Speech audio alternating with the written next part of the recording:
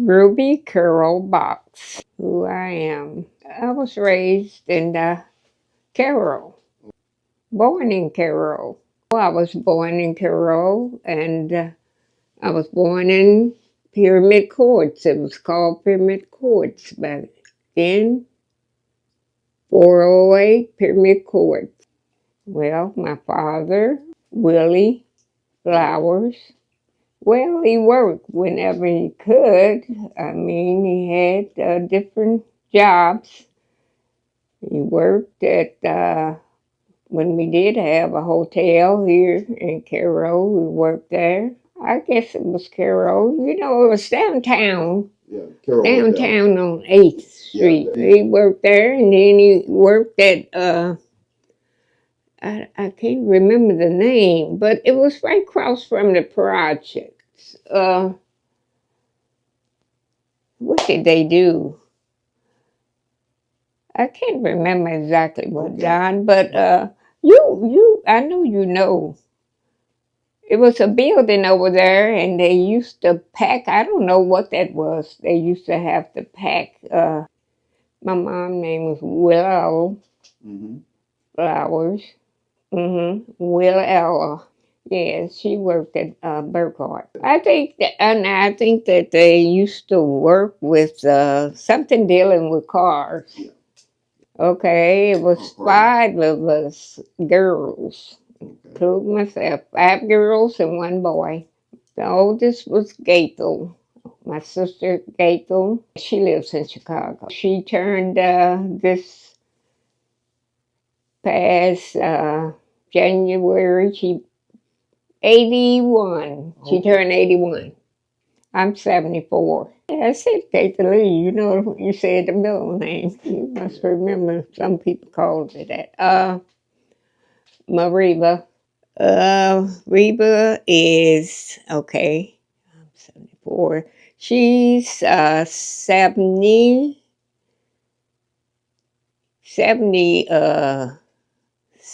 Okay. I'm, no, yeah. My sister, Deborah. No. Myself. Yes. It's my baby sister, Sabrina, and she's deceased also. And then Daryl, my brother, he's the baby. That's it. Maddie Patterson. Maddie? That's my grandparent. Maddie, that's my mother's mother. Well, she used to tell us a lot of stories about back in the day, but she worked for years down at the Carroll Motel. Okay. And she used to take me with her sometimes and have me to help her and show me how to make beds and do all that. So she worked many years down there. Well, it was okay. She paid me. That's important, right? Yeah. But I worked a little while with her until I got tired of it. You mentioned she told you some stories. Can you recall those stories? Not really, Don. Not really. That's what my sister and I was talking about. We were saying we wish we would have wrote down a lot of things she used to tell us. We didn't write down a lot of things. And she used to tell us a lot of rhymes and things she used to make up. And we didn't write any of it down. No, she was deceased. Well, growing up and being a child and being young, it was okay. It was okay. We had chores to do. We went to school. We had to come home and we had to do our chores, and then we had to do our homework, and then we could go out and play. Mm-hmm. But we had to get things done first. Oh, yeah. Yeah. We got those done. Yeah, we had plenty of discipline. Well, we would in the summer we would go places. My dad would take us to they had a drive-in back then. You remember the drive-in out there?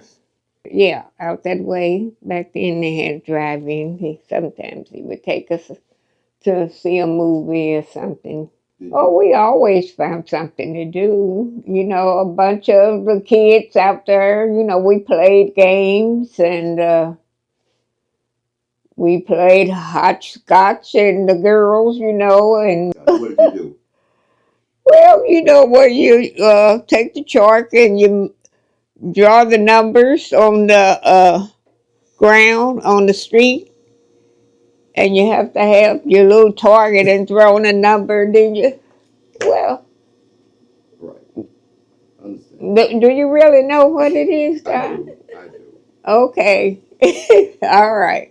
And then we would play double dutch, and I thought so. Well, we would play softball. A lot of girls get together, and we'll pick a team. Each captain picked the team they wanted, and we would play softball.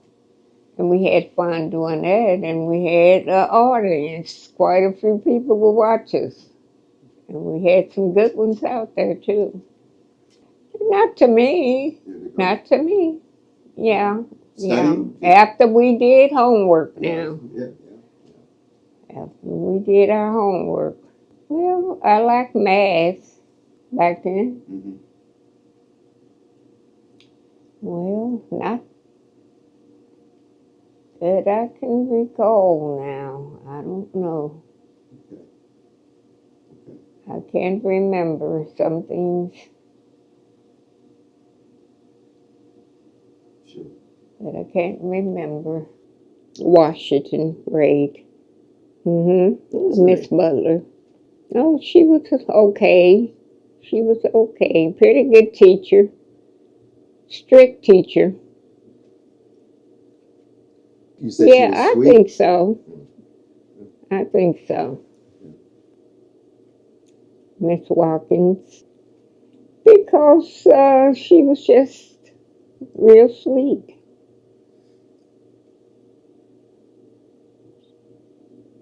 She was sweet, and she taught us a lot. I mean, I think all the teachers taught us a lot. I don't remember one that didn't try and teach us, and make us learn everything we could. No, I don't think there was not one teacher in grade school that didn't try and teach us So you as the best they could. I mean, they were all good teachers. Mm-hmm. They tried to make sure that we learned all that we could, Washington Junior. No, you talking about in the junior high? Yeah, basketball. I don't even remember. Okay. They weren't, no, they weren't, it wasn't that. I don't remember, Don. Okay. No, not in junior high. Okay. So let's go to the high school. I just went to all the games just about. Sumner High. 20, is it 20? 23rd, 20. I enjoyed going there. And I tell you, they were strict teachers too at Sumner High. I mean, for teaching you and seeing that you learned everything that you could. They didn't play around. They didn't play around. And I enjoyed it. I was in the band. I joined the band when I was in junior high, because back then they would send notices. The band, Mr. Snow, the band teacher back then, would send letters over to the junior high and let you know that, you know, if you want to join band to come up to the high school itself. So I joined band when I was in junior high. So, yeah, I was in band. I joined and I was in there until I graduated. So that was fun. I played the flute. Were you good at I thought so. it? I thought so. As a matter of fact, I sometimes be thinking I might buy me a flute and play it here at home since I have nothing else to do. I thought I was pretty good. Mrs. Snow, Mrs. Yeah. Snow, you know, Yeah. he was one of the best band teachers in Southern Illinois. Yeah, we were invited to parades. And then we would go wherever they had state at, we would go to state. During that time, I went to state with Anita Thomas. I don't know if you remember her. I remember. Okay, she played the flute and she was very good. She was very good. She played the flute and the piccolo. And we would go to state. Mr. Snow would have us go to state together. Mm-hmm. Okay, we won first place medals and we won a second place medal. I think we won 2 first place medals and 1 second place medal. It was in Carbondale, where we went up to Carbondale. At state, it was black and white. Black and white. Mm-hmm. Well, I experienced, you know, being not able to go to different places and then being called names by white people. Then you couldn't, when you wanted to order food at some places, you couldn't go inside. You had to go to a window outside. So I experienced a lot of things. Well, it made me feel angry.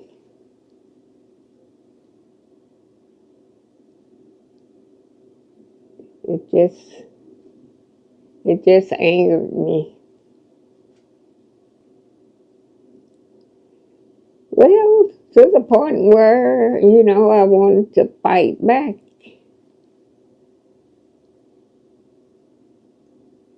And I guess in a way, I did. It was nonviolent, but my mother, she was devoted to the movement. And I used to follow her everywhere she would go, and when everyone would meet at 17th Street Church when the movement got started. And I would want to go, and first she didn't allow me to go. But I ended up following her, and she decided to let me come. And then my friend that I hung with, Ollie Henderson McCoy, I used to, you know, Ollie Henderson, and then, you know, she got married to Cordell McCoy. We were very close friends. And we used to just hang together, you know. So that's how I got started with the movement. My mother allowed us to go, but then we had, if we went out to picket these stores, we had men with us to watch over us. So maybe I hopped a little bit past what you wanted to ask me, but you asked me how did it make me feel. I was angry, and then with the movement, it was nonviolent. So I think about 14, if I'm not mistaken. Oh, I used to be around John all the time. Me and Ollie, John used to talk with us and tease us all the time. Yeah, me and Ollie. What? We'll just talk, during the times when he taught us when we would go out to picket how to, uh, you know, just be compose ourselves, and because whenever the hecklers came around, and they would, when we be picketing, most of the time we would picket at what we call the Tinston store, S.H. Cresses. Mm-hmm. Okay, he would teach us, he would tell us whenever the hecklers came around, and they did when we would be marching, it would be two men marching, and me and Ollie marching, picketing up and down, back and forth. He would tell us, now if someone call you the N-word, you keep your head held high, don't open your mouth, and continue to look straight ahead and march. Just telling us, giving us points on how to compose ourselves when we picket. Well, it just helped me to, it taught me to be more patient because if it wasn't John telling us and teaching us, if one of them would have called me, the N-word, I've been ready to, fight. It is just the truth. So it taught me patience.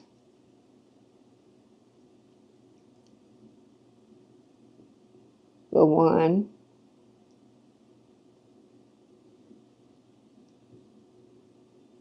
I have three. I have one boy and two girls. The oldest is Calvin. Okay, he lives in Flossmoor. How about how old is he? You I should know that Calvin is 50,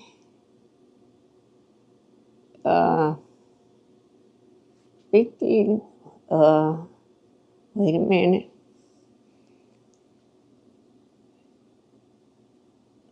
His birthday is in May.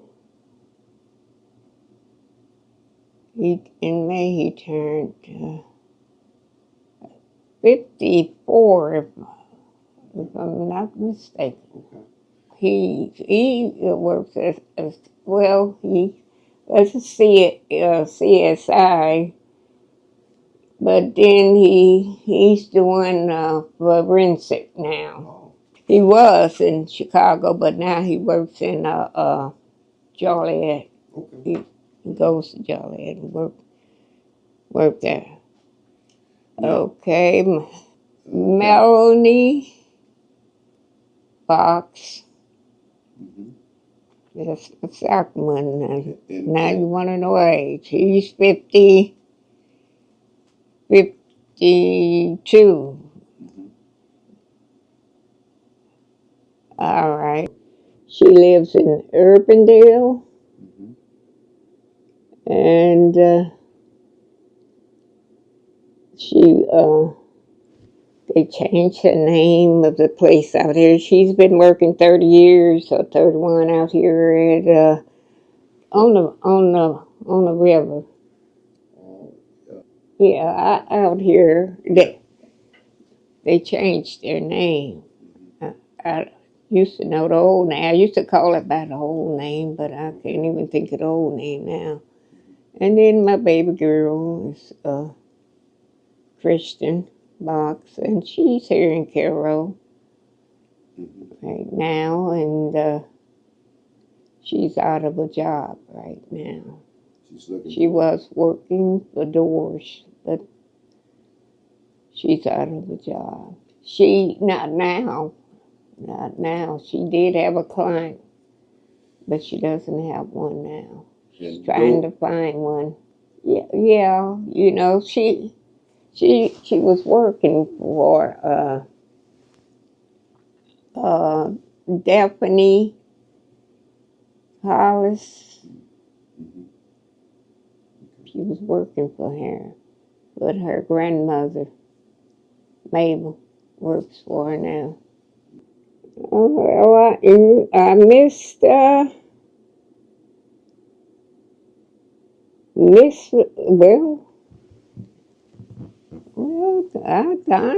just miss a lot of things that used to go on here in Cairo. You know, a lot of people have left here.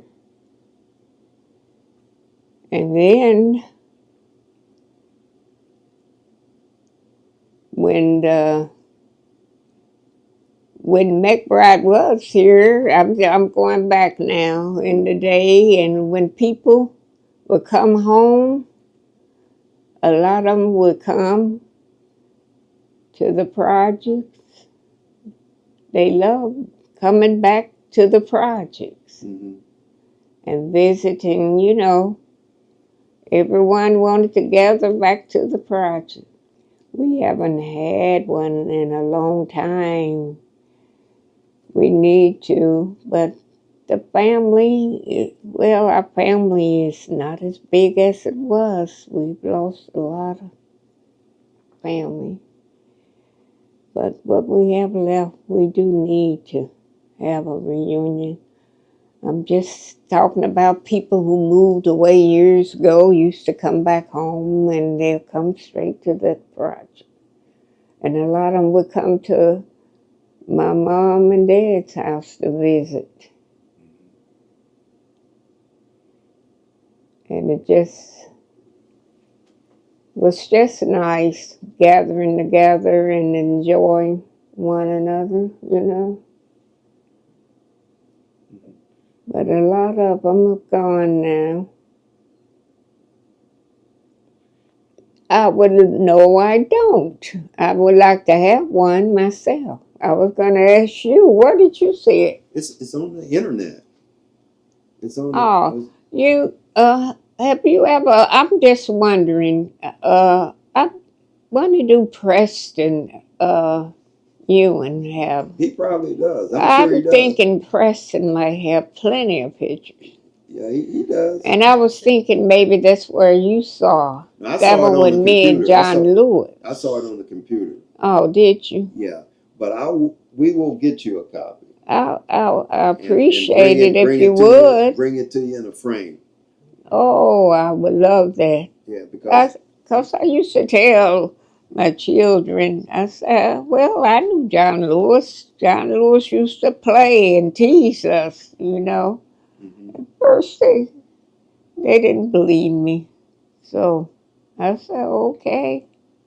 They believe you now? Yeah, they saw me on, somebody put something on Facebook. Yeah. But, yeah, they believe me now. They thought I was lying. I said, no, I wouldn't lie about that. Well, it's just not the same, Don. I don't know. People aren't the same. to me back then, the people, everybody was treated each other a little better than they do today. I don't know, but it's not the same. I don't get out very much. I don't go anywhere really, so I don't see a lot of people like I used to. But it's just not the same. I don't know. A lot of people, a lot of people that I did associate and go around, they're not here, passed away. And then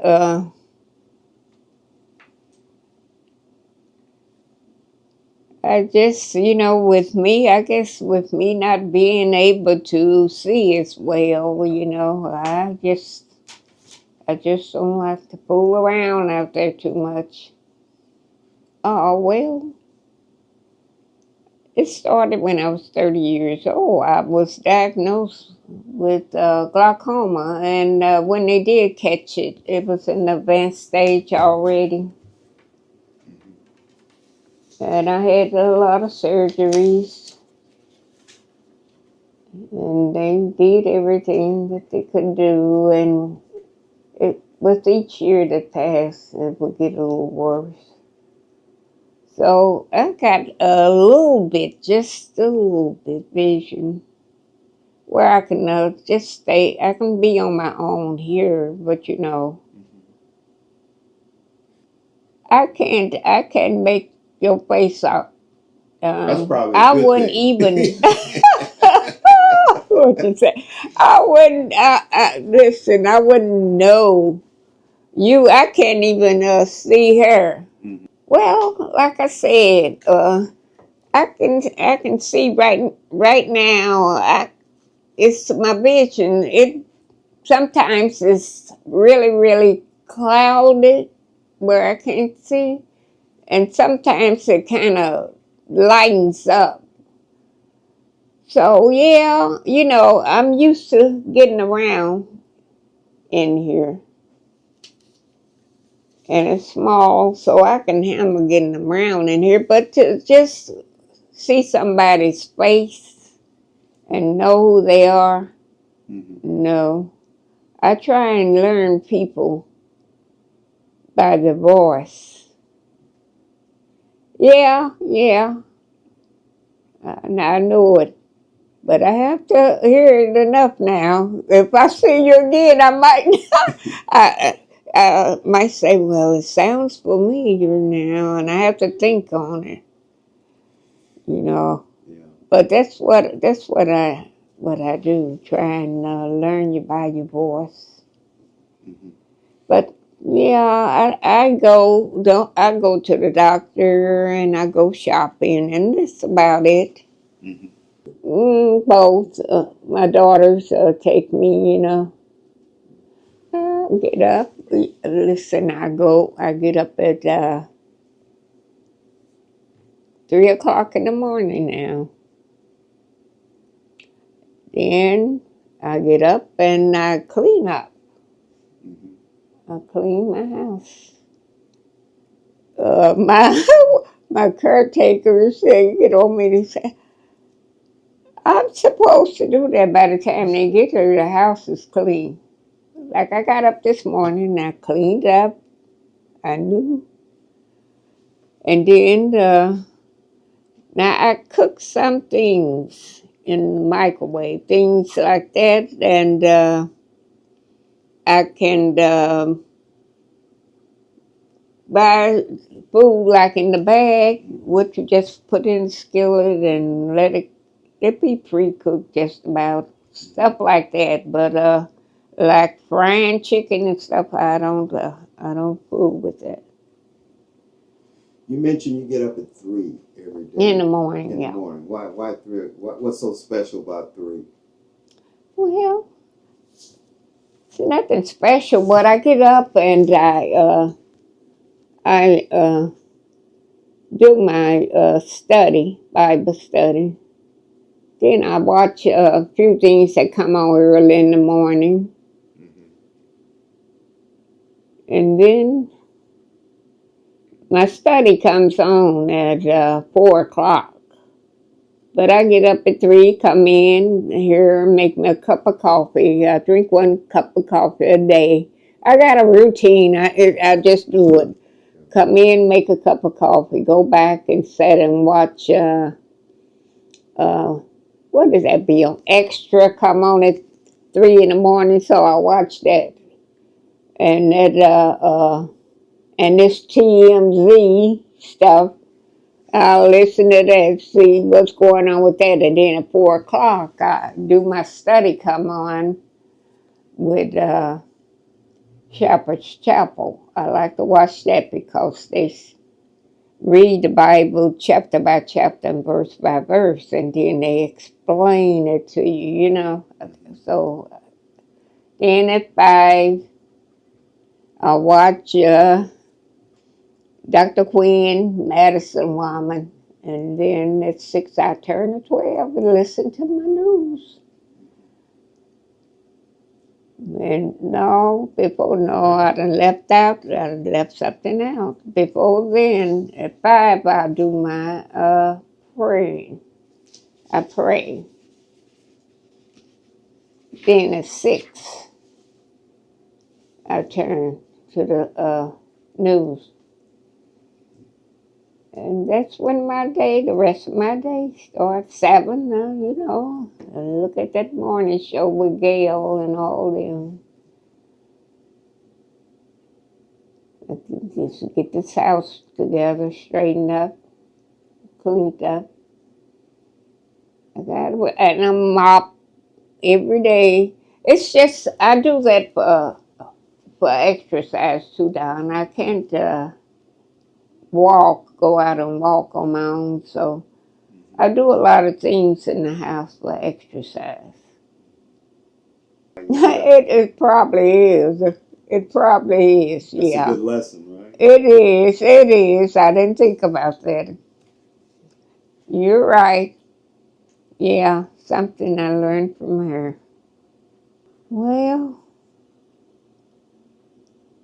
I just want my kids to be good people, to know how to treat people.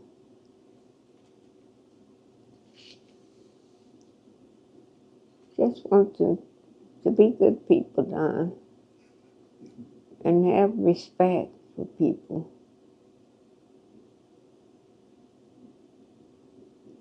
And to be good to each other.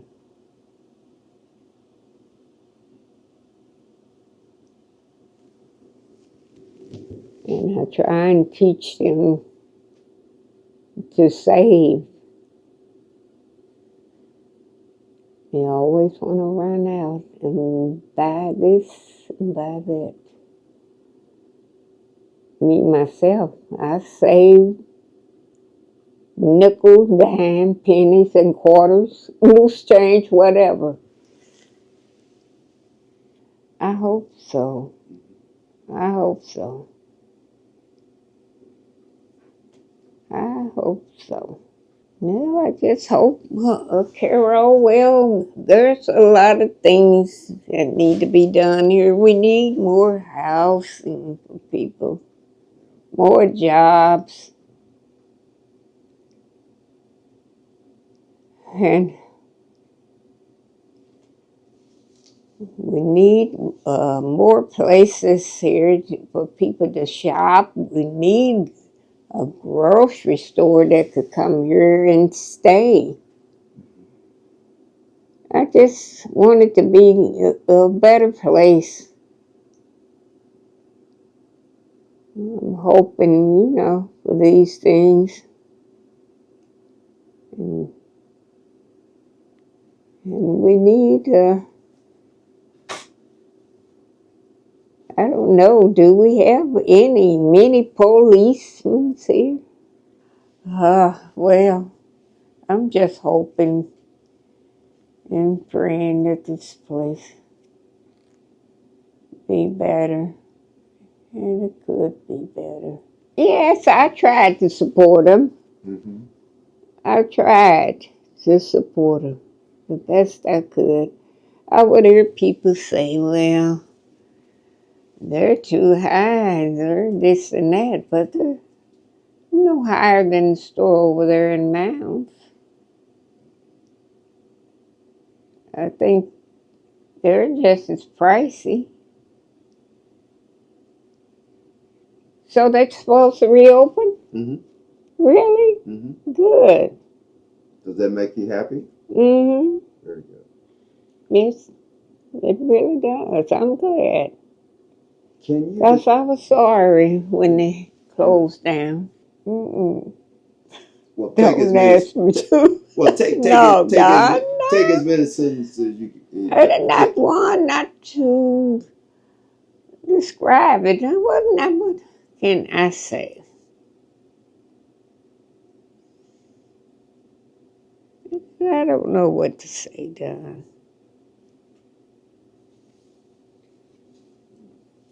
I don't know what to say. You don't know what to say? No. You pretty much said it throughout this interview. Mm-hmm. Okay. Right. There you go. Maybe it could have been a little fuller, no?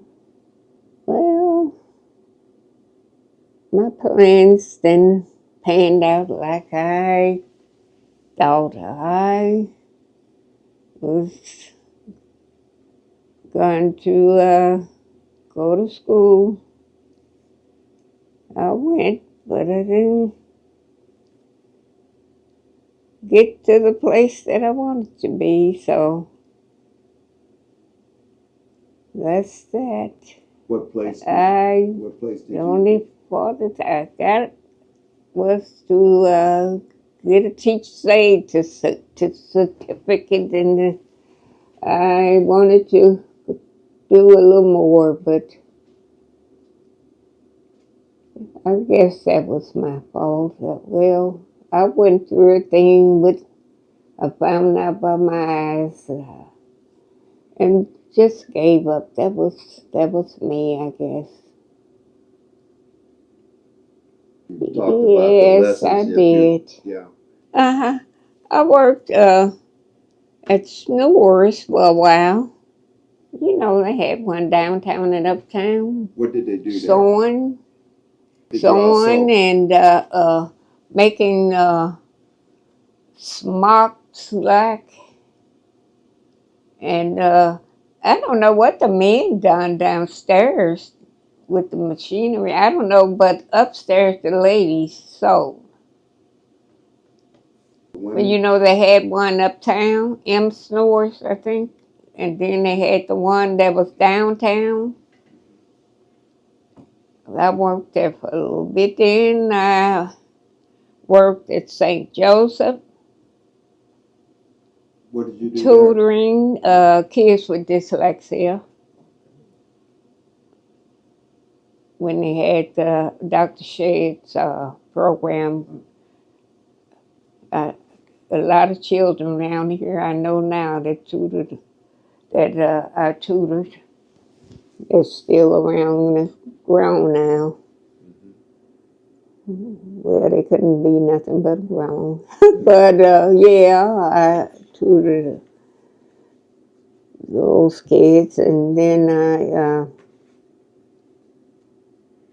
worked with Miss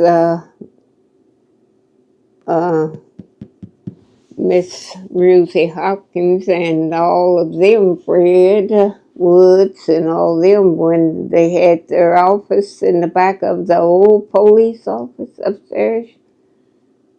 And Mr. Cook, The you remember? action, the community action. I worked with her, typing. Let me see, did I work anywhere else?